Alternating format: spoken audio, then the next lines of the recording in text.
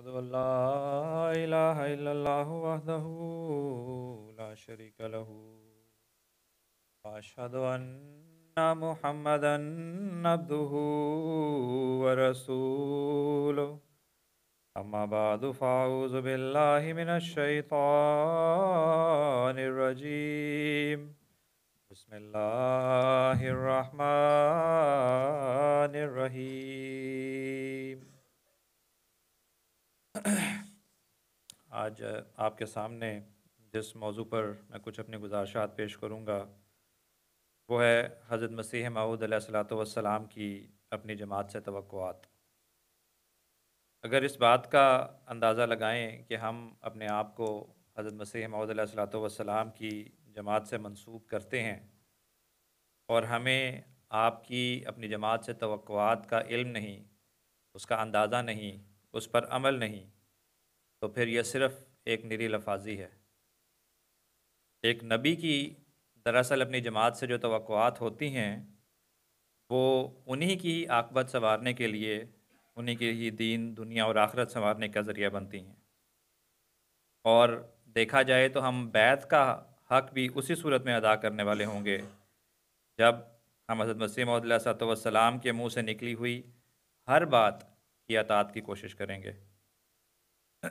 آپ علیہ السلام 10ویں شرط بیعت میں فرماتے ہیں یہ کہ اس عاجز سے عقد اخوت محض للہ با اقرار اطاعت در معروف باندھ کر اس پر تا وقت مرگ قائم رہے گا، اور اس عقد اخوت میں ایسا اعلیٰ درجہ کا ہوگا کہ اس کی نظیر دنیوی رشتوں اور تعلقوں اور تمام خادمانہ حالتوں میں پائی نہ جاتی ہو۔ اب یہ طاعت در معروف اس صورت میں ممکن ہو سکتی ہے کہ حضور کے منہ سے نکلی ہوئی ہر بات، ہر خواہش کو ہم اپنی پوری کوشش اور ہمت کے مطابق اس پر عمل کرنے کی کوشش کریں۔ خدا تعالیٰ ہم سب کو اس کی توفیق عطا فرمائے۔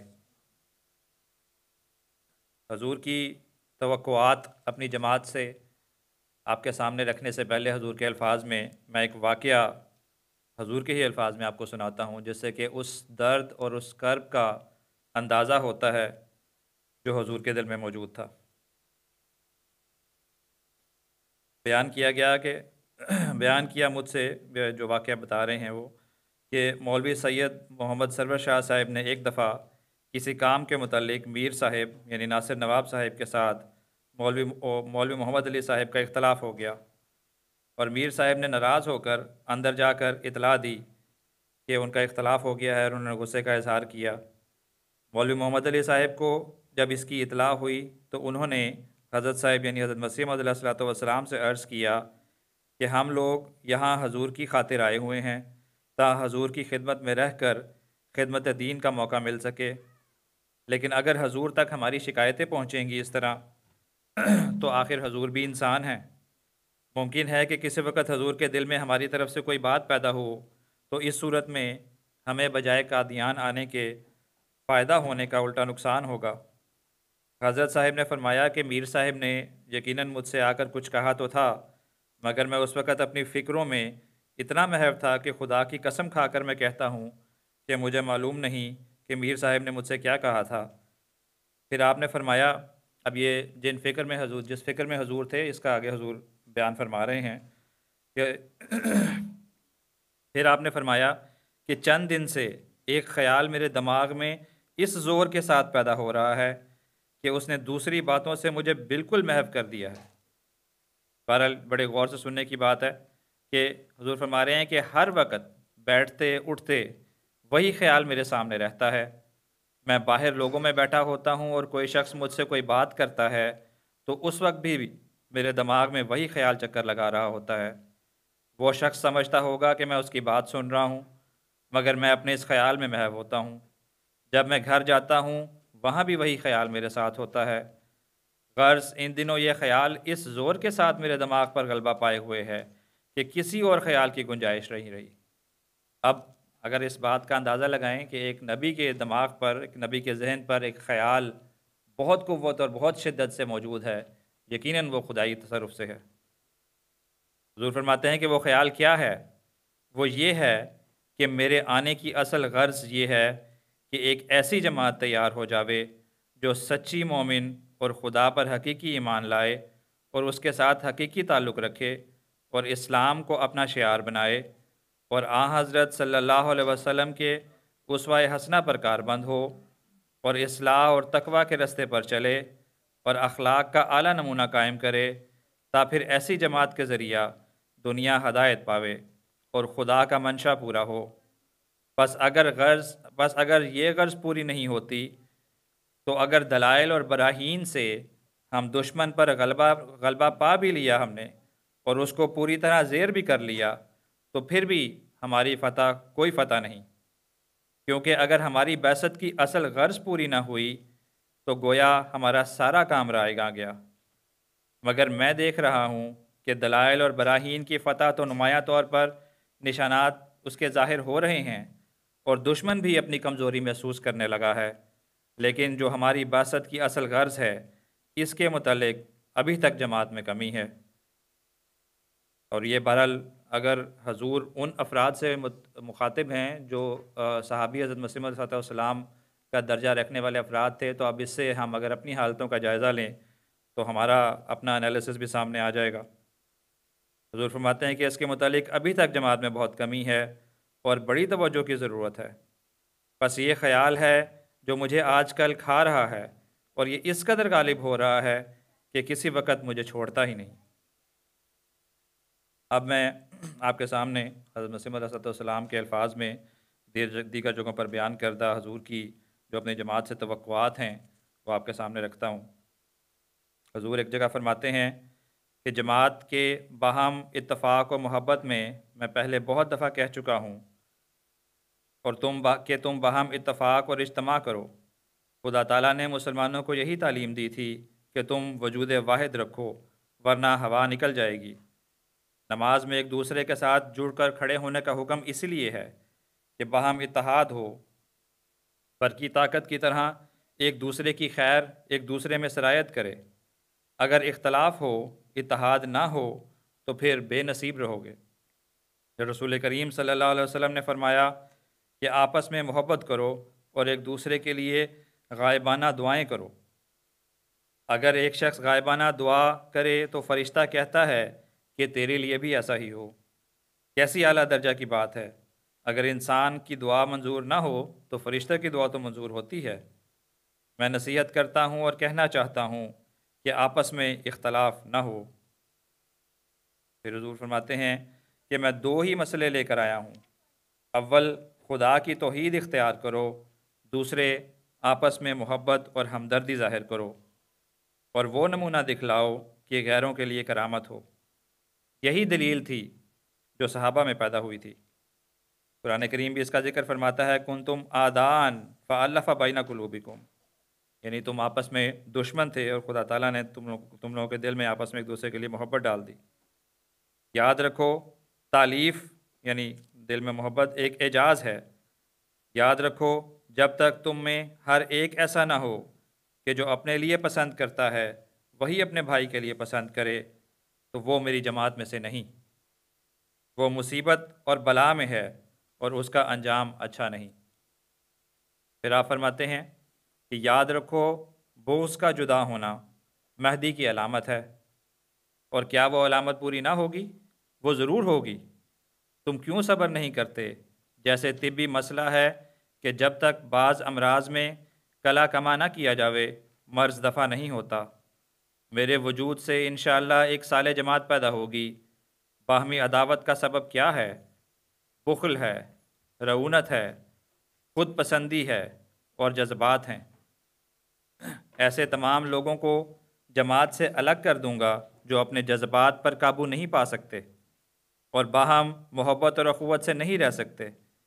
جو ایسے ہیں وہ یاد رکھیں کہ وہ چند روزہ مہمان ہیں، جب تک کہ عمدہ نمونہ نہ دکھائیں میں کسی کے سبب سے اپنے اوپر اعتراض نہیں لینا چاہتا۔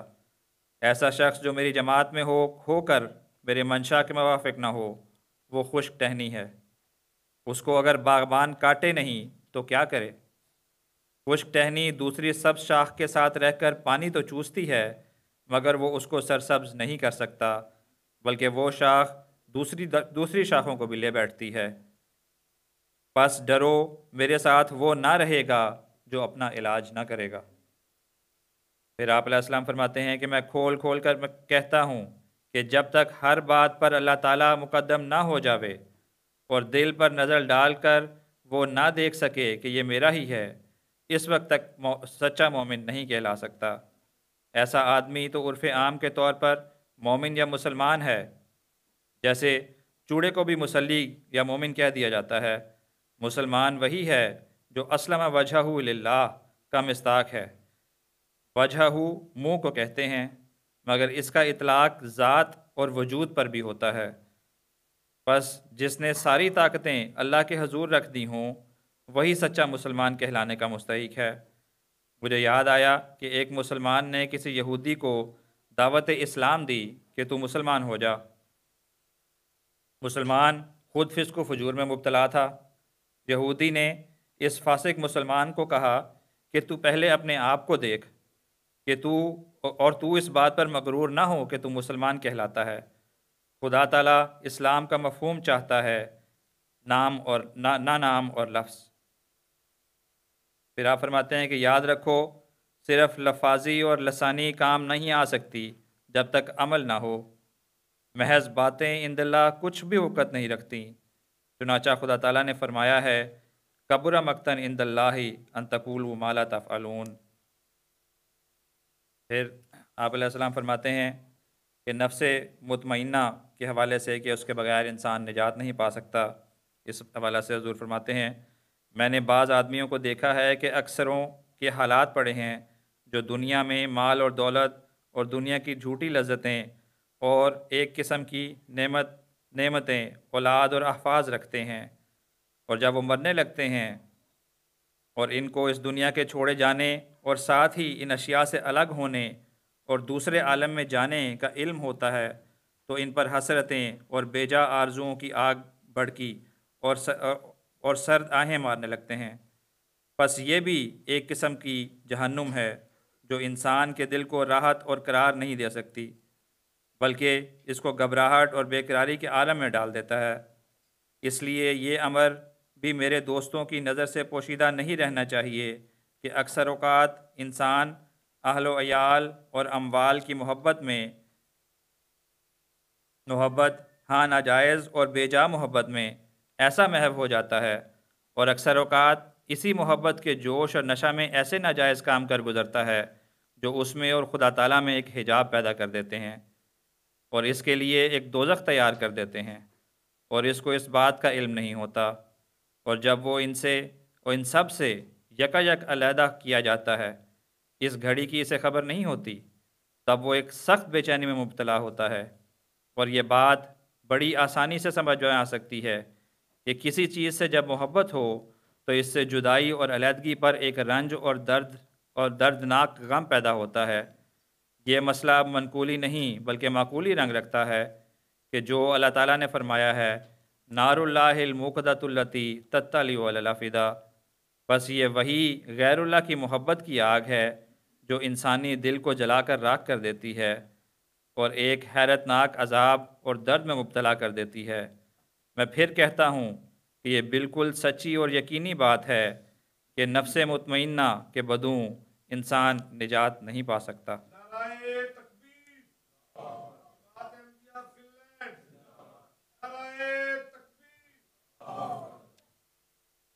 پھر حضور مزید جماعت کو نصیحت کرتے ہوئے فرماتے ہیں کہ اللہ تعالیٰ کسی کی پرواہ نہیں کرتا مگر صالح بندوں کی، یعنی نیک بندوں کی پرواہ کرتا ہے۔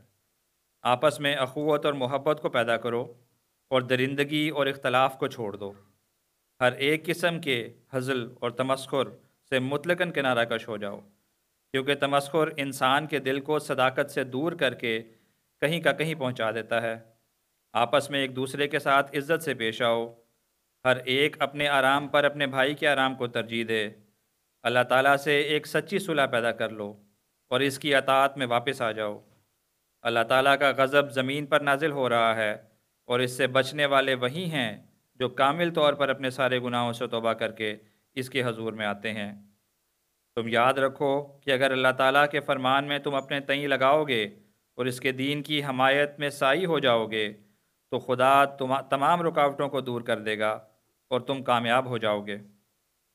کیا تم نے نہیں دیکھا کہ کسان عمدہ پودوں کی خاطر کھیت میں سے ناکارہ چیزوں کو اکھاڑ کر پھینک دیتا ہے اور اپنے کھیت کو خوش نما درختوں اور بارآور پودوں سے آراستہ کرتا ہے اور ان کی حفاظت کرتا ہے اور ہر ایک ضرر اور نقصان سے ان کو بچاتا ہے، مگر وہ درخت اور پودے جو پھل نہ لاویں اور گلنے اور خشک ہونے لگ جاویں، ان کی مالک پرواہ نہیں کرتا کہ کوئی مویشی آ کر ان کو کھا جائے یا کوئی لکڑہالا ان کو کاٹ کر تنور میں پھینک دے۔ سو ایسا ہی تم بھی یاد رکھو کہ اگر تم اللہ تعالیٰ کے حضور میں صادق ٹھہرو گے تو کسی کی مخالفت تمہیں کوئی تکلیف نہیں دے گی، پر اگر تم اپنی حالتوں کو درست نہ کرو گے، اللہ تعالیٰ سے فرما برداری کا ایک سچا عہد نہ باندھو گے، تو پھر اللہ تعالیٰ کو کسی کی پرواہ نہیں۔ ہزاروں بھیڑیں اور بکریاں ہر روز ذبح ہوتی ہیں، پر ان پر کوئی رحم نہیں کرتا، اور اگر ایک آدمی مارا جاوے تو کتنی باز پرس ہو جاتی ہے۔ تو اگر تم اپنے آپ کو درندوں کی مانند بیکار اور لاپرواہ بناؤ گے تو تمہارا بھی ایسا ہی حال ہوگا۔ چاہیے کہ تم خدا کے عزیزوں میں شامل ہو جاؤ۔ تو فرماتے ہیں چاہیے کہ تم خدا کے عزیزوں میں شامل ہو جاؤ تاکہ کسی وبا یا آفت کو تم پر ہاتھ ڈالنے کی جرت نہ ہو سکے، کیونکہ کوئی بات اللہ تعالیٰ کی اجازت کے بغیر زمین پر نہیں ہو سکتی۔ ہر ایک آپس کے جھگڑے اور جوش اور عداوت کو درمیان سے اٹھا دو، کہ اب وہ وقت ہے کہ تم ادنیٰ باتوں سے اعراض کر کے اہم اور عظیم الشان کاموں میں مصروف ہو جاؤ۔ اس بات کو وصیت کے طور پر یاد رکھو کہ ہرگز تندی اور سختی سے کام نہ لینا۔ پھر آپ علیہ السلام مزید فرماتے ہیں کہ آئندہ کے لیے یاد رکھو کہ حقوق اخوت کو ہرگز نہ چھوڑو، ورنہ حقوق اللہ بھی نہیں رہیں گے، یعنی ایک دوسرے سے پیار اور محبت کو قطعاً نہ چھوڑو ورنہ حقوق اللہ بھی نہیں رہیں گے۔ پھر فرمایا مجھے یہی بتایا گیا ہے کہ ان اللہ لا یغیر ما بقوم حتی یغیروا ما بانفسہم، اللہ تعالیٰ کسی قوم کی حالت میں تبدیلی نہ کرے گا جب تک لوگ دلوں کی تبدیلی نہ کریں گے۔ ان باتوں کو سن کر یوں تو ہر شخص جواب دینے کو تیار ہو جاتا ہے کہ ہم نماز پڑھتے ہیں، استغفار بھی کرتے ہیں، پھر کیوں مصائب اور ابتلا آ جاتے ہیں؟ اصل بات یہ ہے کہ خدا تعالیٰ کی باتوں کو جو سمجھ لے وہی سعید ہوتا ہے۔ اللہ تعالیٰ کا منشا کچھ اور ہوتا ہے، سمجھا کچھ اور جاتا ہے، اور پھر اپنی عقل اور عمل کے پیمانہ سے اسے ماپا جاتا ہے۔ یہ ٹھیک نہیں ہے۔ ہر چیز جب اپنے مقررہ وزن سے کم استعمال کی جاوے گی تو وہ فائدہ نہیں ہوتا جو اس میں رکھا گیا ہے۔ مثلا ایک دوائی جو تولا کھانی چاہیے، اگر تولا کی بجائے ایک بوند استعمال کی جاوے تو اس سے کیا فائدہ ہوگا؟ اگر روٹی کی بجائے ایک دانہ کھا لے تو کیا وہ سیری کا باعث ہو سکتا ہے؟ اور پانی کے پیالے کی بجائے ایک قطرہ کیا سیراب کر سکے گا؟ ہرگز نہیں۔ یہی حال اعمال کا ہے، جب تک وہ اپنے پیمانہ پر نہ ہوں اور وہ اوپر نہیں جاتے۔ یہ سنت اللہ ہے کہ جس کو ہم بدل نہیں سکتے۔ پھر فرمایا کہ بھائی کی ہمدردی کرنا صدقات اور خیرات کی طرح ہے، اور یہ حق العباد کا ہے جو فرض ہے، جیسے خدا تعالیٰ نے صوم و صلات میں اپنے لیے فرض کیا ہے، اسی طرح اس کو بھی فرض ٹھہرایا ہے کہ حقوق العباد کی بھی حفاظت ہو۔ پھر آپ علیہ السلام فرماتے ہیں کہ جو شخص ہمدردی کو چھوڑتا ہے وہ دین کو چھوڑتا ہے۔ قرآن شریف فرماتا ہے من قتل نفسا بغیر نفس او فساد، یعنی جو شخص کسی نفس کو بلا وجہ قتل کرتا ہے گویا وہ ساری زمین اور ساری دنیا کو قتل کر دیتا ہے۔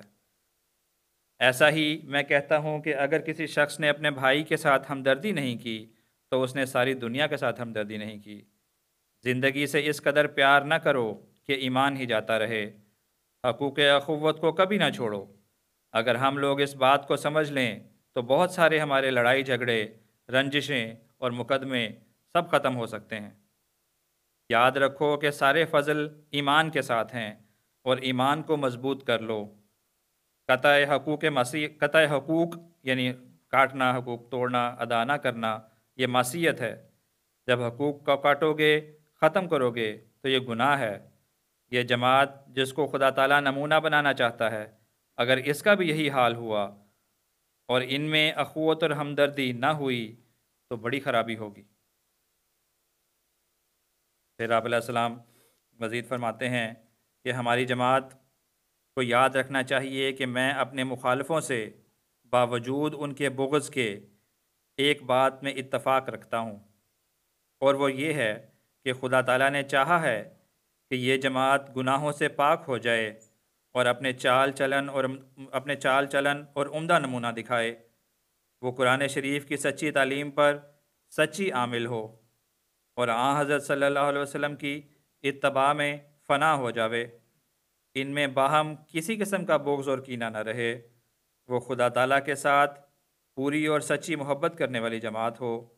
لیکن اگر کوئی شخص اس جماعت میں داخل ہو کر بھی اس کی غرض کو پورا نہیں کرتا اور سچی تبدیلی اپنے اعمال سے نہیں دکھاتا، تو وہ یاد رکھے کہ دشمنوں کے ساتھ اس کی مراد کو کہ وہ دشمنوں کی مراد کو پورا کرے گا اور وہ یقیناً ان کے سامنے تباہ ہو جائے گا۔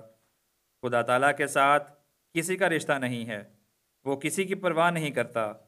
وہ اولاد جو انبیاء کی اولاد کہلاتی تھی، یعنی بنی اسرائیل، جن میں سے کثرت سے نبی ہوئے ہیں اور رسول آئے ہیں اور خدا تعالیٰ کی عظیم الشان فضلوں کے وارث اور حقدار ٹھہرائے گئے ہیں، لیکن جب اس کی روحانی حالت بگڑی اور اس نے راہ مستقیم کو چھوڑ دیا، سرکشی اور فسق و فجور کو اختیار کیا، تو نتیجہ کیا ہوا؟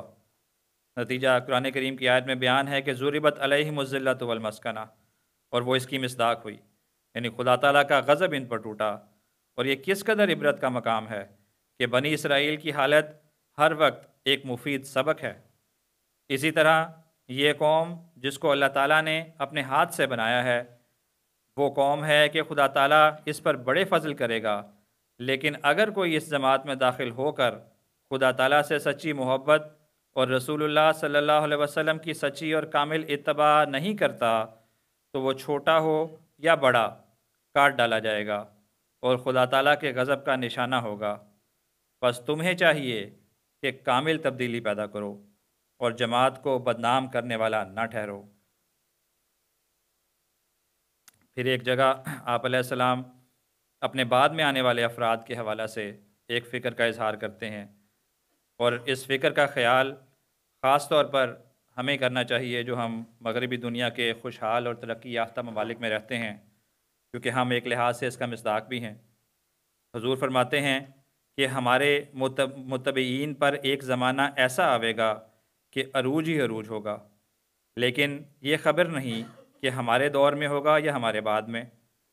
خدا تعالیٰ نے یہ وعدہ فرمایا ہے کہ بادشاہ تیرے کپڑوں سے برکت ڈھونڈیں گے، تو یہ بات ابھی پوری ہونے والی ہے، اور بہرحال ہم نے دیکھا ہے پچھلی خلافتوں میں کہ یہ باتیں پوری ہوئی بھی ہیں اور موجودہ خلافت میں بھی یہ باتیں پوری ہو رہی ہیں۔